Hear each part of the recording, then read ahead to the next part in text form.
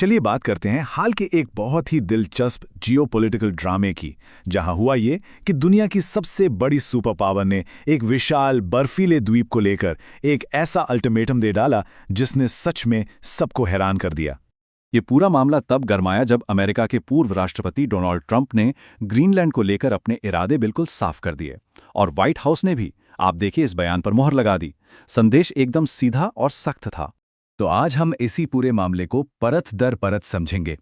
सबसे पहले देखेंगे कि ट्रंप की ग्रीनलैंड पर नज़र क्यों थी, फिर अमेरिका की आखिर ऐसी क्या मजबूरी थी, ये गोल्डन डोम स्ट्रैटेजी ये आखिर है क्या चीज़। इसके बाद डेनमार्क और ग्रीनलैंड ने इस पर क्या जवाब दिया, कैसे पूरा यूरोप एकजुट हो गया, और सबसे आखिर में डेनमार्क का असली डर क्या है। तो कहानी की शुरुआत करते हैं उस पहले कदम से, जब अमेरिका ने, आप सोचिए, आधिकारिक तौर पर यह ऐलान कर दिया कि उसे ग्रीनलैंड चाहिए, और सिर्फ चाहिए नहीं बल्कि ये उसकी एक ज़रूरत है। देखिए, ये कोई डिप्लोमेटिक बातचीत की पेशकश नहीं थी। संदेश बिल्कुल साफ था, हमें ग्रीनलैंड चाहिए, ये एक मजबूरी है। मतलब मोल भाव की कोई गुंजाइश ही नहीं छोड़ी गई थी।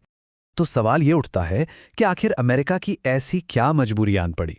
देखिए, वजह है राष्ट्रीय सुरक्षा, और इसका सीधा कनेक्शन जुड़ता है अमेरिका के पुराने दुश्मन रूस से।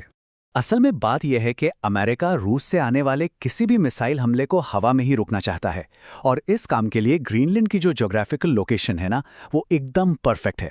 और यहीं से एक नई और बहुत ही महत्वाकांक्षी रक्षा परियोजना की नींव रखी जाती है, और यहीं से अमेरिका की सबसे बड़ी और महत्वाकांक्षी स्ट्रैटेजी सामने आती है, एक ऐसा मिसाइल डिफेंस सिस्टम जिसे नाम दिया गया है गोल्डन डोम। तो सवाल ये है कि आखिर ये गोल्डन डोम प्रोजेक्ट है क्या, जिसके लिए अमेरिका इतना बड़ा दांव खेलने को तैयार हो गया। तो देखिए, गोल्डन डोम सिर्फ एक शील्ड नहीं है, बल्कि ये एक मल्टी लेयर्ड डिफेंस सिस्टम का कॉन्सेप्ट है। इसको ऐसे समझिए, सैटेलाइट्स और जमीन पर लगे बेहद एडवांस रडार्स का एक ऐसा जाल बुना जाएगा जिससे अमेरिका की तरफ आने वाली कोई भी मिसाइल भेद ही ना पाए। मतलब अमेरिका को एक तरह से एक अभेद्य किला बनाने की तैयारी है। अब सवाल है, ये काम कैसे करेगा। तो देखिए, जैसे ही रूस कोई मिसाइल लॉन्च करेगा, ग्रीनलैंड के ऊपर तैनात सिस्टम्स उसे फौरन ट्रैक कर लेंगे, और इससे पहले कि वो मिसाइल अमेरिकी एयरस्पेस के पास भी फटके, उसे बीच रास्ते में ही खत्म कर दिया जाएगा। यानी खतरा शुरू होने से पहले ही खत्म। तो अमेरिका ने तो अपनी मांग रख दी। अब देखते हैं कि इस पर ग्रीनलैंड और डेनमार्क की तरफ से क्या रिएक्शन आया, और यकीन मानिए, वो रिएक्शन बेहद तेज और तीखा था। ग्रीनलैंड की तरफ से जवाब आने में बिल्कुल देर नहीं लगी, और जवाब एकदम दो टूक था।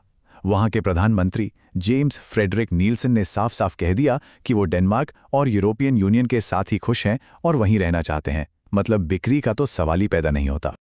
और ये बात सिर्फ राजनीतिक बयानबाजी तक ही सीमित नहीं रही। आम डेनिश नागरिक, यहां तक कि बुजुर्ग भी अपनी संप्रभुता बचाने के लिए सड़कों पर उतर आए।